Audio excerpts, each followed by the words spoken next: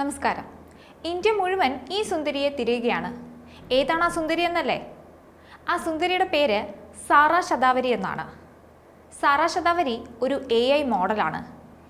AIക്കായുള്ള ലോകത്തിലെ ആദ്യത്തെ സൗന്ദര്യ മത്സരത്തിൽ ഇന്ത്യയെ പ്രതിനിധീകരിച്ച് മിസ് AI ആകാൻ സാറ തയ്യാറെടുക്കുന്നു.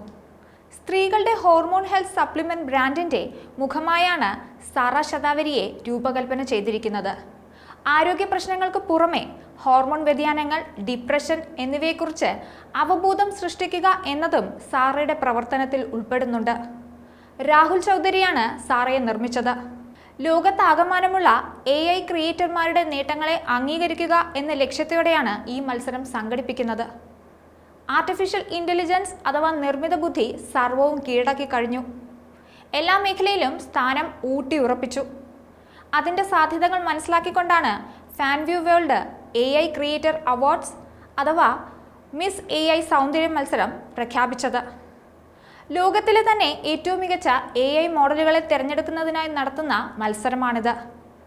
ലോകം മുഴുവനുള്ള AI കണ്ടന്റ് ക്രിയേറ്റർമാരിൽ നിന്നായി 1500ഓളം അപേക്ഷകളാണ് ഇതിനായി ലഭിച്ചത്.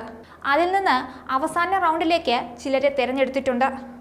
മനുഷ്യരും AI ഇൻഫ്ലുവൻസർമാരും അടങ്ങിയ പാനലാണ് അവസാന റൗണ്ടിലേക്കുള്ളവരെ തിരഞ്ഞെടുത്തത്. ഈ തിരഞ്ഞെടുക്കപ്പെട്ട മോഡലുകളെ കണ്ടാൽ ശരിക്കും ഞെട്ടിപ്പോകും. ഇത് ഒറിജിനൽ ആണെന്നേ തോന്നൂ. അത്രയ്ക്ക് ഭംഗിയും സൂക്ഷ്മതയും ഉണ്ട് ഓരോ AI മോഡലുകൾക്കും എന്ന് എടുത്തു പറയണം. ചില മാനദണ്ഡങ്ങളുടെ അടിസ്ഥാനത്തിലാണ് ഇവയെ തിരഞ്ഞെടുത്തിരിക്കുന്നത്. അതായത് സൗന്ദര്യം, സോഷ്യൽ മീഡിയ സ്വാധീനം, സാങ്കേതിക വശങ്ങൾ എന്നിവയാണവ. ഈ മാസം അവസാനത്തോടെ 1, 2, 3 വിജയികളെ പ്രഖ്യാപിക്കും.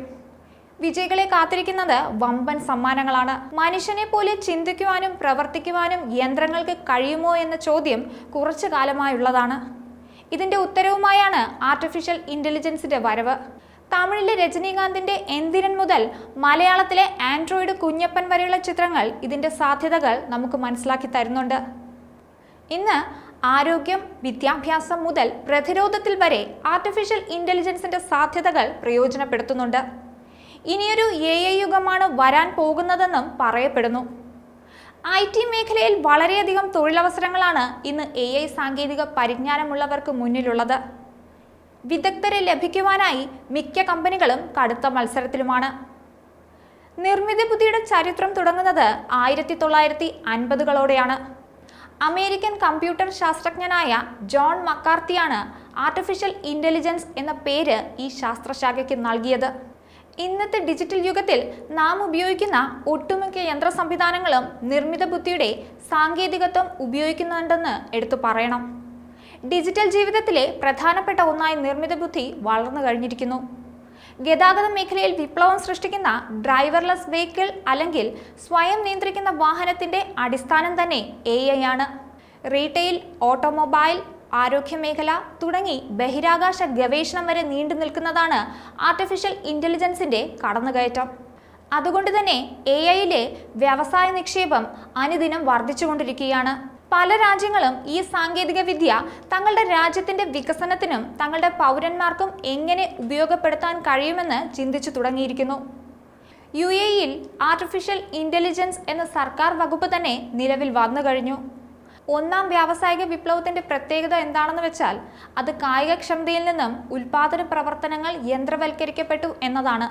ഇന്ന് 4ാം വ്യാവസായിക വിപ്ലവത്തിന്റെ പ്രധാന ചാലകശക്തിയായിട്ടാണ് നിർമ്മിത ബുദ്ധിയെ കണക്കാക്കപ്പെടുന്നത്. മറ്റു വ്യവസായ വിപ്ലവങ്ങളെ അപേക്ഷിച്ച് ഈ വിപ്ലവത്തിന്റെ പ്രത്യേകത അതിന്റെ വേഗത തന്നെയാണ്. ചരിത്രം ഇന്നുവരെ ദർശിച്ചിട്ടില്ലാത്ത വേഗതയിലാണ് സാങ്കേതിക വിദ്യകളുടെ വികസനവും വ്യാപനവുമെല്ലാം സംഭവിച്ചുകൊണ്ടിരിക്കുന്നത്.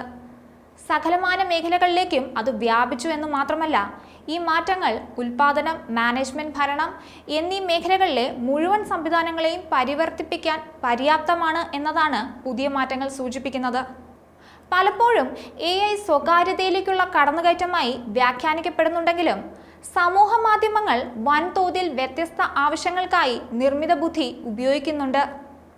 ഗൂഗിൾ മുതലായ സെർച്ച് എഞ്ചിനുകളും നിർമ്മിത ബുദ്ധിയുടെ സാധ്യതകളെ പരമാവധി പ്രയോജനപ്പെടുത്തുകയാണ്. നമ്മുടെ സ്ഥലം, പ്രായം തുടങ്ങിയ വ്യക്തിപരമായ വിവരങ്ങളും അതോടൊപ്പം നാം മുൻകാലങ്ങളിൽ നടത്തിയ പരിശോധനകളും പഠിച്ച് നമ്മൾ എന്താണ് തിരയുവാൻ സാധ്യത എന്ന് പ്രവചിക്കാൻ ഗൂഗിൾ സെർച്ച് എഞ്ചിൻ ശ്രമിക്കുന്നുണ്ട്. ആർട്ടിഫിഷ്യൽ ഇന്റലിജൻസ് ഒരു വശത്ത് വിശാലമായ തൊഴിൽ മേഖല വിദഗ്ധർക്കായി തുറന്നിടുമ്പോൾ മറുവശത്ത് സാധാരണക്കാർ ചെയ്യുന്ന ജോലികൾ യന്ത്രങ്ങൾ കൈയടക്കുമോ എന്ന വലിയ ആശങ്ക നിലനിൽക്കുന്നുണ്ട്. മനുഷ്യൻ നിയന്ത്രിക്കുന്ന യന്ത്രങ്ങളിൽ നിന്ന് യന്ത്രങ്ങളാൽ നിയന്ത്രിക്കപ്പെടുന്ന മനുഷ്യന്റെ ലോകത്തിലോട്ടാണോ പോകുന്നതെന്ന ചോദ്യവും നമുക്ക് മുന്നിലുണ്ട്. ന്യൂസ് ഡെസ്ക് ഈനാട് മലയാളം.